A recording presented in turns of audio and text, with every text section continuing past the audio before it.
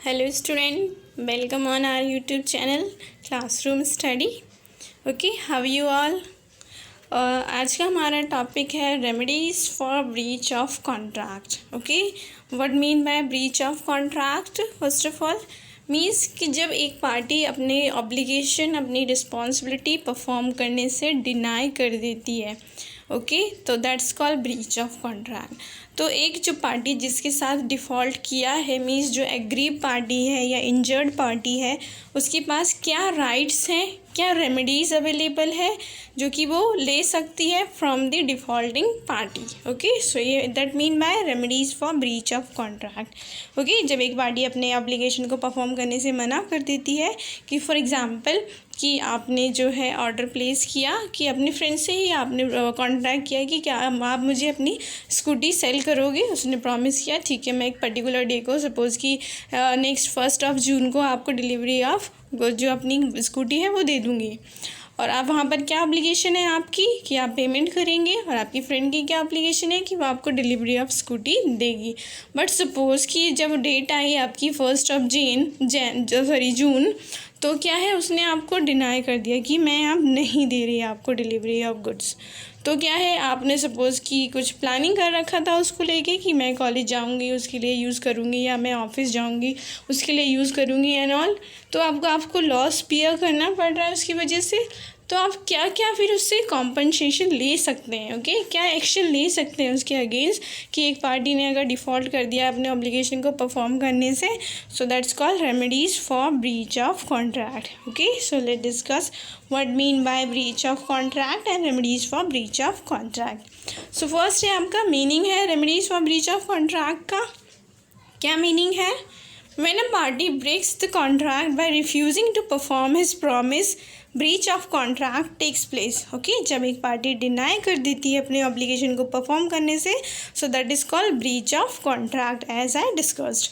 Where there is breach of contract, the injured party becomes entitled to any one or more of the following remedies against the guilty party. Okay, तो जब एक party अपनी obligation को breach कर देती है तो injured party also called aggrieved party के पास ये राइट हो जाता है कि वो उसके अगेंस्ट कुछ एक्शंस ले सकती है ताकि उससे रेमेडीज़ ले सके, अपने लॉस को कॉम्पनसेट कर सके.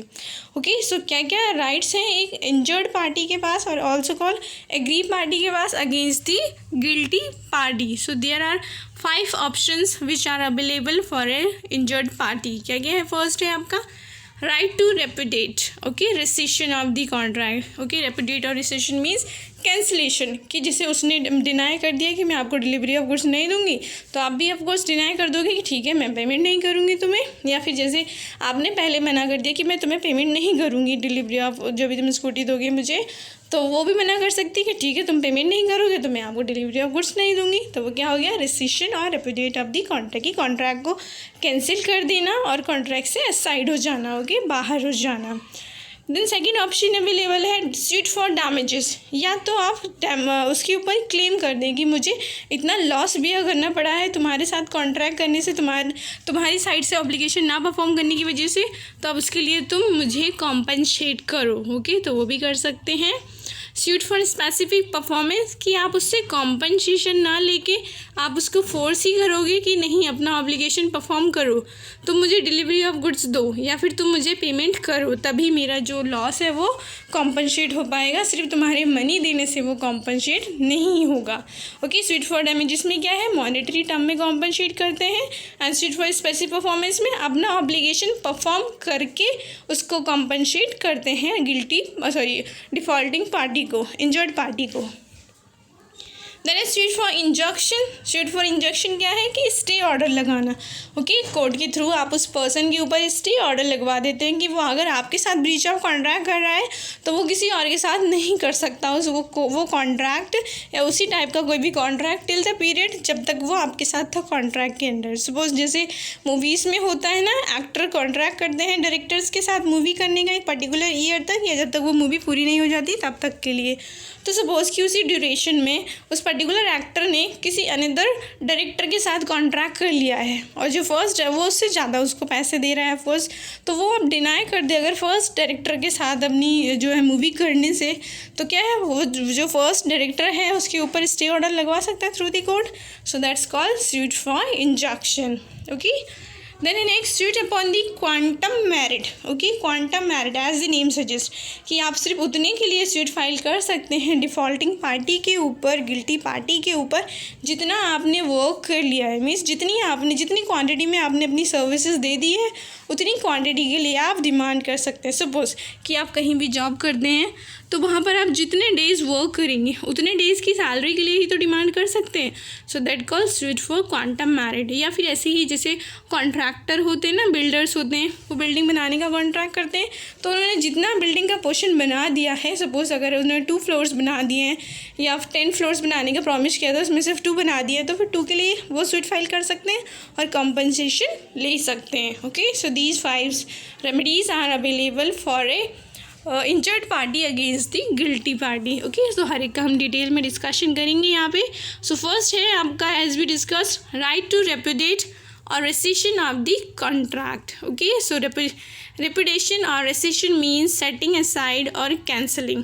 फाइन. सेटिंग असाइड और कैंसलिंग कि कॉन्ट्रैक्ट अगर एक पार्टी ने कैंसिल कर दिया है तो आप भी उसको कैंसिल कर देंगे. On breach of contract the aggrieved party may repudiate the contract. For example, it may put an end to the contract. In such a case, the aggrieved party is discharged from all the obligation under the contract. Okay, एक party ने deny कर दिया है अपनी obligation perform करने से, सो जो second party है वो भी अब क्या है कॉन्ट्रैक्ट से एग्जिट कर सकती है, वो भी मना कर सकती है, सारे जो भी उसके ऊपर थी ऑब्लिगेशन उनसे फ्री हो जाएगी. For example, A promised B to supply him a scooter on 27th and B promised to pay its price on receipts of scooter. A does not supply the scooter on 27th. B is from paying its price. Okay. जैसे मैंने आपके साथ scooty वाला example share किया, यहाँ पर same scooter है कि ए ने प्रॉमिस किया बी को देने का ऑन 27th को, अब बी ने नहीं दिया है उसको स्कूटर सप्लाई, ए ने सॉरी, तो बी उसको डिनाई कर सकता है फिर पेमेंट करने से. तो ये क्या हो जाएगा आपका रेपुडिएट और रेसिशन ऑफ कॉन्ट्रैक्ट माना जाएगा. फाइन. देन सेकेंड ऑप्शन है आपका सूट फॉर डैमेजेस कि जो इंजर्ड पार्टी है उसको जितना लॉस हुआ है फर्स्ट पार्टी का ऑब्लिगेशन ना परफॉर्म करने से उसने के लिए वो क्लेम कर सकती है डैमेजेस लेने के लिए. ओके. मॉनेटरी टर्म में डैमेजेस क्या है यहाँ पर, मॉनेटरी टर्म में आपको कॉम्पनसेशन करते हैं पार्टी को जिसको भी लॉस होता है एग्री पार्टी को due to the breach of contract. Okay. So an agree party can bring an action for damages in case of breach of contract.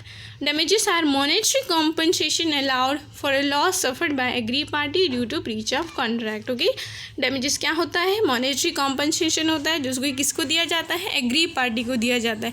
लेकिन कब दिया जाएगा, ये कंडीशन है कि जब उसे लॉस हुआ हो और वो भी किस वजह से लॉस हुआ हो, ब्रीच ऑफ कॉन्ट्रैक्ट करने की वजह से, किसी अदर रीज़न की वजह से अगर हुआ है ना तो नहीं दे सकता, तो वो नहीं मतलब लेने के लिए एंटाइटल्ड है. The objective of awarding damages is not to punish the party at fault but to make the good the financial loss suffered by agree party due to breach of contract.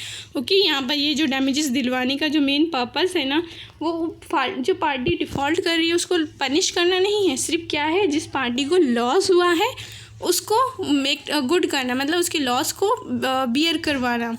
Okay. कैसे कि जैसे आपका principal है ना, principal of restitution. Principal of restitution क्या है कि equity and enrich principal पर बेस्ड है. इक्विटी एंड एनरिच प्रिंसिपल मतलब दोनों पार्टी को सेम पोजीशन में लाना. यहाँ पर क्या है, एक पार्टी तो लॉस में है और एक को बेनिफिट हो रहा है, तो इसलिए जो लॉस में है ना उसको भी लॉस से ओवरकम करवा के इक्वली करना.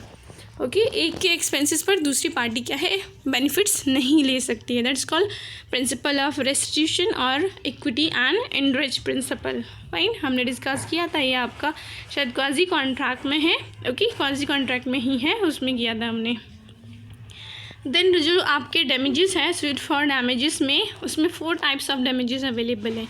क्या 4 टाइप डैमेजेस हैं आपके, फर्स्ट है जनरल और ordinary damages, special damages, exemplary, punitive और vindictive damages, normal damages etcetera. ठीक है. These 4 are available under the suit for damages. तो फर्स्ट है आपका as the name suggest ordinary और general. Okay. Also called compensatory damages. ये क्या है कि अगर एक पार्टी अगर डिफ़ॉल्ट करती है अपनी ऑब्लिगेशन परफॉर्म करने से, तो अनदर पार्टी सिर्फ उसको उतना ही कॉम्पनसेट करेगी जितना कॉन्ट्रैक्ट में प्रॉमिस किया गया था, not more than that. Say for example क्या है, a contract to pay a sum of money to be on a specified day. Okay, इन्हें प्रॉमिस किया है कि बी को वो देगा मनी, कुछ भी जो डिसाइडेड है। It does not pay the money on that day, B in consequences of not receiving the money on that day is unable to pay his debts and in totally ruin. A is not liable to make good to B anything except the principal sum he contracted to pay together with the interest up to the date of payment. Okay, इन्हें क्या है, B को promise किया था कि अच्छा चलो तुम्हें इंस्टॉलमेंट कोई भी देना है, EMI देना है, तो मैं तुम्हें उसके लिए पेमेंट मतलब मनी दे दूंगा नेक्स्ट मंथ। अब इन्हें जो है फाइनली जब पे करने की बात आई इंस्टॉलमेंट या EMI, तो उसने मना कर दिया देने से, या वो नहीं दे पाया, तो उसकी वजह से तो लॉस हो गया ना। पर बी को क्या लॉस होगा कि एक तो वो EMI नहीं दे पाया, प्लस अब उसके ऊपर इंटरेस्ट भी ज़्यादा लग जाएगा क्योंकि फर्स्ट EMI जो है ड्यू रह गई है इस वजह से। तो अब एक को वो कितना ले सकता है compensation through this suit, principal amount plus interest जो कि उसकी वजह से बड़ा इंक्रीज़ हुआ है। Fine, so that's called ordinary और जनरल और कॉम्पनसेटरी डैमेज। सिर्फ उतना ही देती है पार्टी जितना उन्होंने प्रॉमिस किया होता है। तो कितना प्रॉमिस किया था, सम अमाउंट प्रिंसिपल देने का प्लस इंटरेस्ट जो अराइज हुआ है उस टाइम तक का उतना। Then second special damages. As the name suggest special है तो स्पेशल डैमेजेस देने होंगे। स्पेशल मतलब जो ऑर्डिनरी लॉस हुआ है, जनरल लॉस जो हुआ है वो, प्लस एक्स्ट्रा जो हुए हैं वो भी। तो यहाँ पर एक एग्जाम्पल है आपका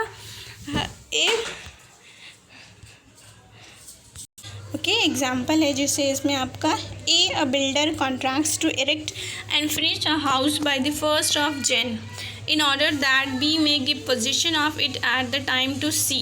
ओके, क्या कॉन्ट्रैक्ट किया है इन्हें बी से, उसके लिए बी के लिए वो बिल्डिंग बनाकर देगा, हाउस बनाकर देगा, कब तक, bye the 1st of Jan तक।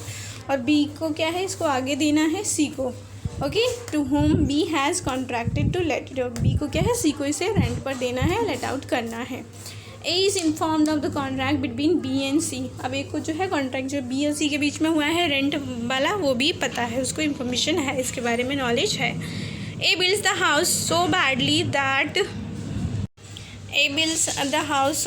That before the 1st of Jan it has fall down. Okay, उसने बना कर दिया ए ने, लेकिन क्या है वो 1st of Jan से पहले ही फॉल डाउन हो गया, इतना बेकार तरीके से बनाया था उसने। Has to be rebuild by the B ने क्या है उसे दोबारा बनवाया। And who in consequence losses the rent which he was to have receive from C. अब उसने दोबारा बनवाने के टाइम तक तो रेंट पर नहीं दे पाया ना सी को, तो वो भी लॉस बियर करना पड़ा बी को, और दोबारा बनाने का जो रिबिल्ड करने का कॉस्ट आया है वो भी बियर करना पड़ा बी को। तो अब ये दोनों ही कॉम्पनसेशन वो ले सकता है ए से। ओके, तो that's called special damages. Okay, C and is obligated to make compensation for the breach of contract. A must pay to B by way of compensation for the cost of rebuilding the house and for the rent lost and for the compensation made to C। और C ने भी उसके साथ contract किया था B के साथ, अब उससे नहीं ले पाया तो कहीं और लिया होगा रूम, तो उसको भी लॉस भी करना पड़ा है। तो ये सारे ही लॉस, क्या लॉस, कॉस्ट दोबारा रीबिल्ड करने की कॉस्ट, रेंट जो B को नहीं मिल पाया है, रेंट जो C ने दिया है किसी और को, तो ये तीनों लॉसेस को कॉम्पनसेट करेगा A। So that's called special damages. Fine, then third आपका एग्जाम्पलरी और विंडिक्टिव डैमेजेस।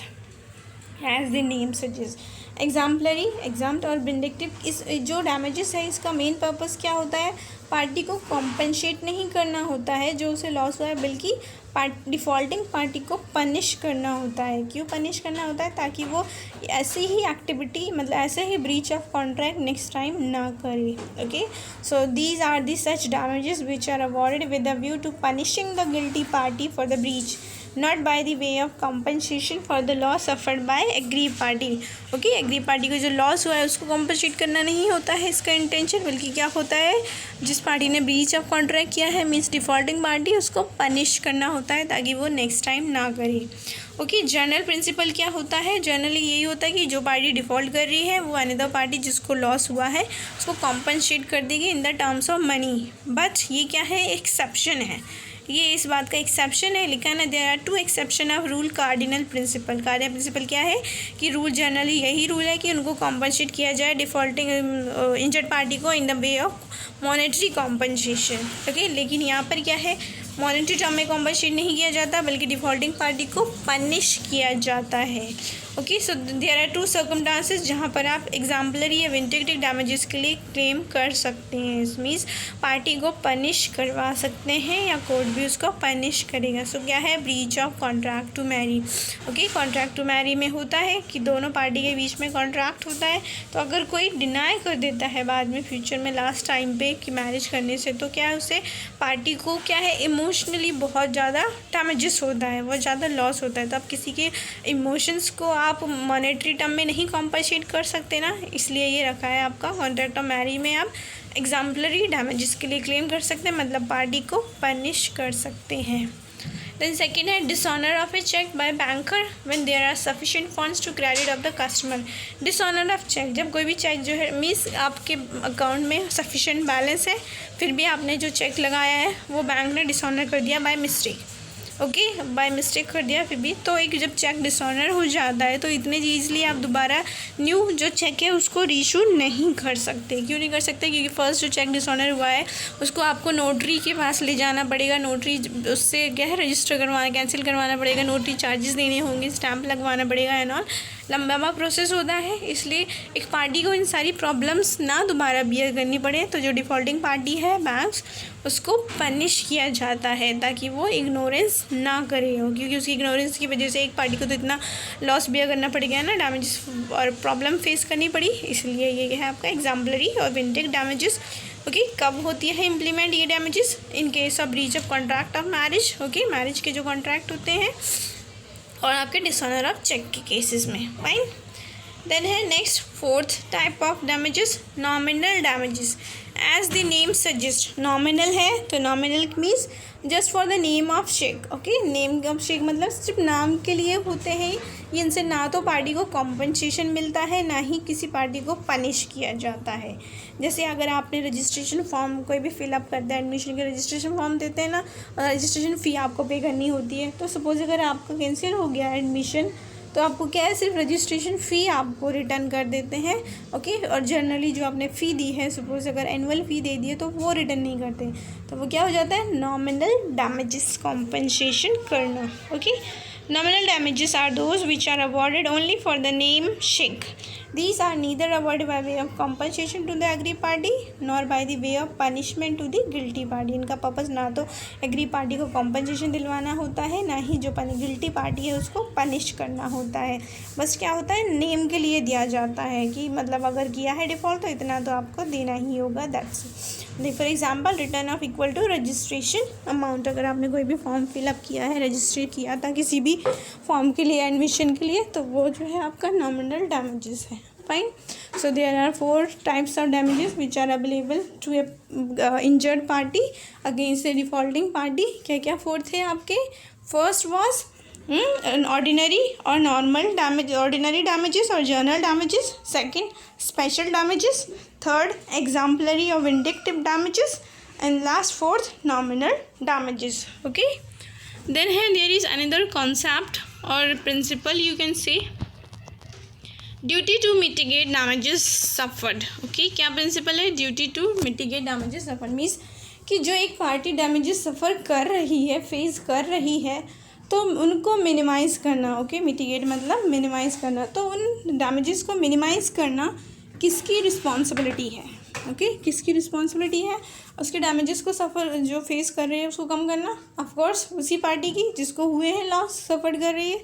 मीन्स कि अगर आपके साथ ब्रीच ऑफ कॉन्ट्रैक्ट हुआ है, ओके, तो आपकी ही तो रिस्पॉन्सिबिलिटी बनती है ना कि आप उसको कम करें। सपोज कि आपको एडमिशन लेना है, ओके, आपने क्या है अपना अभी 12th पास किया है, अब आपको कॉलेज में एडमिशन लेना है, तो आपने एक कॉलेज का फॉर्म फिलअप कर दिया और आप बैठ गए आराम से, तो अब क्या है वहाँ से क्या है कैंसिल कर दिया अगर कॉलेज ने आपका एडमिशन किसी भी रीज़न से, या आपने प्रॉपर फॉर्म नहीं फिलअप किया था, या आपने जब फॉर्म फिलअप किया तब तक डेट निकल गई थी एंड ऑल, तो फिर ये आपकी ही रिस्पॉन्सिबिलिटी बनती है ना कि आप अपने पूरे ईयर को सेव करने के लिए किसी अनदर यूनिवर्सिटी में, अनदर कॉलेज में, कोई अनदर कोर्स के लिए अप्लाई करें, ओके, ताकि आपका वो जो ईयर है वो सेफ हो जाए, ओके, वेस्ट ना हो। So that's called duty to mitigate damage suffered, कि ये जो इंजर्ड पार्टी होती है, ओके, एग्री पार्टी होती है, उसी की रिस्पॉन्सिबिलिटी बनती है कि वो अपने लॉस को मिनिमाइज़ करने का हर एक पॉसिबल स्टेप ले, ओके, पॉसिबल स्टेप ले। अगर उसके पॉसिबल स्टेप्स लेने के बावजूद लॉस होता है तो फिर उसको कॉम्पनसेशन दिलवाया जाएगा, डैमेजेस दिलवाए जाएंगे। अगर वो कोई भी स्टेप नहीं लेता है या पर्सन, तो फिर उसको जो लॉस हो रहा है, डैमेजेस हो रहा है, तो वो उसको खुद ही बियर करने पड़ेंगे, okay. Here is also an example, let's see first meaning. It is the duty of the injured party to mitigate damages suffered as a result of the breach of contract by the other party। ठीक है, other party ने जो deny कर दिया या contract को breach कर दिया, उसकी वजह से आपको जो लॉस हो रहे हैं, तो ये आपकी ही रिस्पॉन्सिबिलिटी है कि उनको कम करें। He must use all the reasonable means of mitigating the damages just as a prudent man would under the similar circumstances in his own, okay, क्योंकि आपको हर एक पॉसिबल स्टेप लेना चाहिए था जो कि एक जनरली मैन लेता है अपने लॉसेस को कम करने के लिए। एग्जाम्पल है, where a servant is dismissed even though wrongfully, okay, किसी भी अगर एम्प्लॉयज़ को जॉब से निकाल दिया है, ऑल्दो कि रॉन्गफुली निकाला है, फिर भी it is his duty to mitigate the damages by seeking the other employment. तो क्या बनती है उसकी रिस्पॉन्सिबिलिटी कि वो कोई और अनदर जॉब सर्च करे, ओके, ताकि अपने लॉस को कम कर सके। He can recover only nominal damages if he refuses a reasonable offer of the fresh employment। Suppose कि अगर उसको कोई जॉब मिल भी रही है, अनदर जॉब, फ्रेश जॉब, और उसको लेने से वो मना कर दे और सोचे कि उसी कंपनी के ऊपर केस फाइल करूँगा और उससे लूँगा मैं पूरे होल लाइफ टाइम अपनी salary as a way of compensation, तो नहीं मिलेगा उसे। कि सिर्फ क्या मिलेगा, नॉमिनल डैमेजेस ही मिलेंगे, क्योंकि ये लॉ है, ये रूल है according to court, according to law, कि आपको अपने लॉस को मिनिमाइज़ करने के लिए हर एक पॉसिबल स्टेप लेना होगा। Fine, if he refused the reasonable offer to fresh employment, but if it is proved that he has failed in his duty of mitigation, he will be entitled to full salary for the whole of the unexpired period of service if the contract of employment was for a fixed period, okay। But अगर ये prove कर दे कि उसने हर एक possible कोशिश की, उसके बावजूद उसको जॉब नहीं मिल रही है, तो फिर कंपनी उसको फुल लाइफ टाइम उसको सैलरी पे करेगी, मीन्स कॉम्पनसेट करेगी। तभी तो आपको पता है, देखो, जिससे कोई भी पर्सन होता है जो रिटायर में हो जाता है ना आफ्टर एज 65 ईयर्स या 60, तो उसको कंपनी क्या करती है, देती है ना, उसको पेंशन देती है, उसको ग्रेचुटी देती है। क्यों देती है? क्योंकि ये पता होता है कि अब इस एज पर जो पर्सन जॉब से डिसमिस हो रहा है उसको कहीं और जॉब मिलेगी ही नहीं, ओके। बट ये जो नॉर्मल पर्सन होता है बिफोर 60 ईयर, सपोज कि 40 ईयर्स में या 35 ईयर्स में पर्सन अगर डिसमिस हो जाता है जॉब से, तो उसको नहीं देते, क्योंकि ये वहाँ पता होता है, ये प्रिजम्पशन होती है कि पर्सन को मिल ही जाएगी जॉब अगर वो कोशिश करेगा, then only, okay. So that is mean by duty to mitigate damages suffered. Then next आपका नेक्स्ट जो रेमेडी अवेलेबल है against the guilty party, third, suit for specific performance. जैसे मैंने बताया था, स्पेसिफिक परफॉर्मेंस में आप पार्टी को फोर्स कर सकते हैं कि नहीं, अपना ऑब्लिगेशन ही परफॉर्म करो, तभी मेरा लॉस जो है वो कॉम्पनसेट होगा। So that call suit for specific performance. Suit for specific performance means demanding the court's direction to the defaulting party to carry out the promise according to the terms of contract, okay. आप court के through ये कहलवाते हैं कि वो अपना obligation ही perform करे जो कि उसने प्रॉमिस किया था, तभी मेरा लॉस जो है वो कॉम्पनसेट होगा। Under certain circumstances, a person aggrieved by the breach of contract can file a suit for specific performance for order by the court upon the party guilty of breach of contract, directing him to perform what he promised to do, okay। तो ये आप जो specific performance वाला option है ना, हर एक situation में नहीं है, कुछ स्पेसिफाइड सिचुएशंस है तभी आप ले सकते हैं ये एक्शन, ओके। क्या है अभी हम डिस्कस करेंगे, उससे पहले एग्जाम्पल कर लेते हैं। एग्जाम्पल क्या है, X agreed to sell an old painting to buy for ₹50,000, ठीक है। एक्स ने प्रॉमिस किया बाई को पेंटिंग देने का 50,000, वो भी ओल्ड पेंटिंग, मतलब यूनिक हो गया। Subsequently, X refused to sell the painting. Here, Y may file a suit against X for the specific performance. अब अगर सपोज X जो है उसको कॉम्पनसेट करे मॉनेटरी टर्म में, तो क्या उसको वो यूनिक पेंटिंग मिल सकती है? नहीं मिल सकती ना, क्योंकि वो पेंटिंग तो सिर्फ X के पास ही है। तो यहाँ पर वाई उसको फोर्स कर सकता है कि तुम परफॉर्म करो, तुम ही अब मुझे वो दोगे, क्योंकि वो जो चीज़ है वो ऐसी है कि कहीं और मिल ही नहीं सकती, या आपके पैसे देने से भी मुझे वो कॉम्पनसेट नहीं हो सकता है। Fine. So here are some circumstances कब आप डिमांड कर सकते हैं स्पेसिफिक परफॉर्मेंस के लिए। मीन्स कंडीशन है, या आप कह सकते हैं कि अगर ये कंडीशन सेटिस्फाई होंगी तभी आप स्पेसिफिक परफॉर्मेंस के लिए पर्सन को फोर्स कर सकते हैं थ्रू दी कोर्ट। क्या है first, where monetary consideration is not an adequate remedy for the breach of contract. Okay, जहाँ पर सिर्फ मॉनेटरी टर्म में देना सफिशिएंट नहीं है आपकी लॉस को रिकवर करने के लिए, आपकी लॉस को कॉम्पेंसेट करने के लिए। अगर यहाँ पे जैसे कि एक्स अगर उसको 50,000 रुपीज़ दे तो क्या उसको कहीं और मिल सकती है वो यूनिक पेंडिंग? नहीं मिल सकती, क्योंकि वो तो एक यूनिक पीस है, किसी एक के पास ही होता है, इसलिए वो उसको फोर्स कर सकता है। Second, where there exist no standard for ascertaining the actual damages cause by non performance of the act. Second ये कि अगर ये पॉसिबल ना हो असर्टेन कर पाना कि उसको कितना लॉस होगा पार्टी को अगर मैं पेंडिंग नहीं दूंगा, अगर मैं अपनी जो है ऑब्लिगेशन परफॉर्म नहीं करूँगा। ओके, तो जब डैमेजेस को कैलकुलेट करना, डिटरमाइन करना पॉसिबल ना हो तब भी यूज़ कर सकते हैं ये ऑप्शन स्पेसिफिक परफॉर्मेंस का। फाइन। तो अब अगेंस्ट हर चीज़ के मेरिट्स हैं तो डिमेरिट्स भी होंगे। मीन्स अब कुछ सर्कमस्टांसेस ऐसी भी हैं जब आप पार्टी को फोर्स नहीं कर सकते स्पेसिफिक परफॉर्मेंस के लिए। ऑफ कोर्स इसके अपोजिट ही होंगी, बट क्या है हम डिस्कस कर लेते हैं। So in the following cases however specific performance shall not be granted. कब नहीं आपको स्पेसिफिक परफॉर्मेंस वाला ऑप्शन मिलेगा? कब? Where the contract is of personal nature. Okay, personal nature mean जब कॉन्ट्रैक्ट आपके होते हैं ना, डोमेस्टिक कॉन्ट्रैक्ट है, सोशल कॉन्ट्रैक्ट है। ओके, सोशल और डोमेस्टिक होते हैं ना जो आपके फैमिली के बीच में होते हैं, फैमिली मेम्बर के बीच में, तब नहीं आप यूज़ कर सकते ये option. And where damages are an adequate remedy. Okay, जब जो है मॉनेटरी टर्म में देना सफिशिएंट होगा उसकी लॉस को कॉम्पनसेट करने के लिए, तो भी आप स्पेसिफिक परफॉर्मेंस के लिए नहीं उसको फोर्स कर सकते। सपोज कि आपने प्रॉमिस किया है कि मुझे अपनी डिलीवरी ऑफ कार दो, तो कार तो अगर वो नहीं देगा आपको, तो आप कहीं और से भी परचेज कर सकते हैं ना, तो दैट्स नॉट एन इशू। तो तब भी आप स्पेसिफिक परफॉर्मेंस के लिए डिमांड नहीं कर सकते। देन नेक्स्ट है third, where the court can not supervise the execution of contract. मतलब जहाँ पर कोर्ट नहीं आ सकता आपकी जो ऑब्लिगेशन परफॉर्म करने के लिए, सुपरवाइज करने के लिए। ओके, आप देखने के लिए कि आप लोग परफॉर्म कर रहे हैं या नहीं, कोर्ट नहीं आ सकता ऐसी सिचुएशंस में।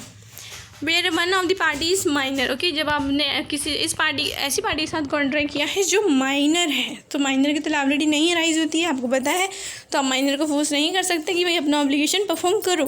आपने बोला था आप मुझे अपनी प्रॉपर्टी सेल करोगे तो सेल करो, तो ऐसा नहीं कर सकते, क्योंकि माइनर की पता है, एज वी नो, प्रीअजम्पशन है कि माइनर की लायबिलिटी कभी अराइज नहीं होती है। Fine. So these are the 4 circumstances जब आप स्पेसिफिक परफॉर्मेंस के लिए डिमांड नहीं कर सकते, और देयर आर 2 सर्कमस्टांसेस जब आप डिमांड कर सकते हैं। फाइन। देन है नेक्स्ट रेमेडी जो कि अवेलेबल है against the defaulting party. Okay, तो क्या है वो? Suit for injunction. As I told you, injunction means कि आप स्टे ऑर्डर लगवा देते हैं कि आप किसी और के साथ नहीं कर सकते through the court. Okay, court से डिमांड करते हैं कि इस पर्सन को रोको कि किसी और के साथ ना करे। Suit for injunction means demanding court's stay order. Injunction means an order of the court which prohibits a person to do particular act where a party to a contract does something which he promised not to do. The court may issue an order prohibiting him from doing so. Okay, तो court क्या है, उस party को किसी और के साथ contract करने से ऑर्डर पास कर देती कि नहीं कर सकता। अगर कोई भी पर्सन इस पर्सन के साथ कॉन्ट्रैक्ट करेगा तो वो वॉइड होगा। ओके, इलीगल होगा। Example, A agree to sing बी's theatre only during the contract period. Okay, B के थिएटर में सिंगिंग करेगा जब तक कि कॉन्ट्रैक्ट किया है, सपोज 1 ईयर के लिए या पर्टिकुलर मूवी के लिए। So during the contract period a made another contract with Z to sing another theatre. Okay, तो जब तक उसका कॉन्ट्रैक्ट उसका ओवर नहीं हुआ बी के साथ और उसने जेड के साथ कॉन्ट्रैक्ट कर लिया। ओके, और जेड उसको जो है उससे ज़्यादा पेमेंट कर रहा है, एंड जो ए है उसने रिफ्यूज़ कर दिया है, A refuse to perform the contract with the B. So it was held that A could restrain by injunction from singing to for Z. Okay, तो बी जो है वहाँ पर ए को through the court stay order लगवा सकता है, उसको इंजक्शन कर सकता है कि वो जेड के लिए सिंग ना करे। Okay, then the next remedy, so this was आपका सीट फॉर इंजक्शन। नेक्स्ट है suit for quantum meruit. Okay, quantum meruit as the name suggest quantity, कि आपने जितनी क्वांटिटी में अपनी सर्विसेज दे दी हैं या जितनी क्वांटिटी में आपने उसके लिए वर्क परफॉर्म कर दिया है, तो वो उसके लिए उतने के लिए आप डिमांड कर सकते हैं पेमेंट लेने के लिए, कॉम्पनसेशन लेने के लिए। Quantum meruit means as much as is merited और as much as is earn और a payment in proportion to the work done. Okay, उस प्रोपोर्शन में पेमेंट करना है जितने प्रोपोर्शन में आपने सर्विसेज दे दी हैं। जैसे मैंने बताया था कि अगर आप जॉब कर रहे हैं तो आपने मंथ में जितने डेज़ अगर जॉब किया, सपोज 10 डेज जॉब किया, तो उसके बाद आपने छोड़ दिया, तो आप 10 डेज़ की जॉब 10 डेज़ के लिए उससे डिमांड कर सकते हैं ना अपनी सैलरी के लिए पेमेंट के लिए। So that's called quantum meruit. Right to sue on quantum meruit arises. Okay, quantum meruit का जो राइट है आपके पास कब आएगा, कब आप यूज़ कर सकते हैं ये वाला ऑप्शन। तो कुछ कंडीशंस हैं, वो अगर सेटिस्फाई होंगी देन ओनली। तो क्या कंडीशंस हैं? फर्स्ट है आपका on breach of contract. First of all तो यही है कि कॉन्ट्रैक्ट ब्रीच होना चाहिए, then only. Then second, the injured party can claim reasonably compensation for what he has done under the contract। और सिर्फ आप रीजनेबल कॉम्पनसेशन के लिए ही डिमांड कर रहे हैं, अननेसेसरी नहीं। मीन्स आप 10 डेज़ की सैलरी के लिए वो कर सकते हैं, ये नहीं आप बोले नहीं मुझे तो पूरे मंथ की दो, नहीं, ऐसा नहीं कर सकते। फाइन। देन सेकेंड कंडीशन है when a contract becomes void, any person who has done something under it is entitled to reasonable compensation from person enjoying benefit of services rendered। Okay, अगर contract जो है void हो गया है, आपको पता है कॉन्ट्रैक्ट अगर void हो गया, जैसे आपने किसी दो पार्टी ने कॉन्ट्रैक्ट किया आपस में, बाद में कॉन्ट्रैक्ट void हो जाता है ना फ्यूचर इम्पॉसिबिलिटी की वजह से, लीगलिटी की वजह से। तो वहाँ पर अगर आपने एक पार्टी को अपनी सर्विसेज दे दी थी, ओके, या एडवांस दे दिया था, तो अनदर पार्टी आपको रिटर्न करेगी अगर कॉन्ट्रैक्ट ब्रीच हो जाता है। ओके, सपोज जैसे यहीं पर आपने कॉन्ट्रैक्ट किया सर्विस देने का अपने बॉस को, तो आपने अपनी सर्विसेज दी, उसके बाद क्या है उसका बिजनेस जो है बंद हो गया या इलीगल हो गया, तो कॉन्ट्रैक्ट वॉइड हो गया आपके बीच में और ऑनर के बीच में। तो वहाँ पर आपको ऑनर जो है जितनी आपने सर्विसेज दी हैं उतने के लिए आपको कॉम्पनसेट करने के लिए लायबल होगा। तो तब भी आप ये ऑप्शन यूज़ कर सकते हैं क्वांटम मैरिट का। Then thirdly, where some work is done or anything is delivered without intending to do so gratuitously, the person doing or so or delivering anything is entitled to compensation for such thing or their return। Okay, means कि आपने किसी के लिए कुछ काम कर दिया है पर आपकी इंटेंशन ये नहीं थी कि आप फ्री में उसके लिए वो काम करें। ओके, आपने तो पैसों से लिखी इंटेंशन से किया था कि मुझे ये कुछ पे करेगा। ओके, जैसे कि आपने अपने फ्रेंड का होमवर्क कर दिया है, उसके लिए उसका असाइनमेंट प्रिपेयर कर दिया, तो ये इंटेंशन से कि वो मुझे आपको रिवॉर्ड देगी या कुछ भी आपने प्रॉमिस किया था कि मैं आपको इतनी मनी दूंगी, तो वो पे करने के लिए लायबल होगी। ओके, तो तब आप ये यूज़ कर सकते हैं ऑप्शन। फाइन। एग्जाम्पल भी है इसका क्वांटम मैरिट का आपका। Example C, an owner of magazine engaged P to write a book to be published by installment in his magazine। Means क्या है, C जो है आपका पब्लिशर है, बुक पब्लिश करता है, और P जो है वो राइटर है बुक का। तो यहाँ पर दोनों के बीच में कॉन्ट्रैक्ट क्या है कि वो P की जो लिखी हुई मैगजीन्स हैं उनको पब्लिश करेगा, ओके, पर्टिकुलर ईयर तक। तो after a few instalment were publish, सी ने क्या है कुछ तो पब्लिश करी कुछ मंथ तक, but the publication of the magazine was stop, उसके बाद उसने रोक दिया, स्टॉप कर दिया उसके बाद पब्लिश करना उसकी राइटर की मैगजीन्स को या बुक को। सो it was held that P could claim payment for the part already publish. तो पी जो है उससे जो पब्लिशर है उससे कितना ले सकता है, सिर्फ रॉयल्टी। ओके, जब भी पब्लिशर किसी राइटर की बुक को पब्लिश करता है ना, तो वो राइटर को रॉयल्टी भी करता है उसके लिए। ओके, तो पी जो कितना ले सकता है उससे कमीशन यू कैन से, या फिर रॉयल्टी जितना उसने पब्लिश कर दिया है, क्योंकि उतना ही तो उसको बेनिफिट मिलेगा पब्लिशर को, और फिर उस बेनिफिट में से उसको पी को देना होगा, मीन्स राइटर को देना होगा। ओके, तो इस सिचुएशन में पी मीन्स राइटर जो है उतनी क्वांटिटी के लिए डिमांड कर सकता है जितनी क्वांटिटी उसने पब्लिश कर दी, उसकी यूज़ कर ली है। यूज़ कैसे की है, पब्लिश करके ना, कस्टमर को सेल करके देन।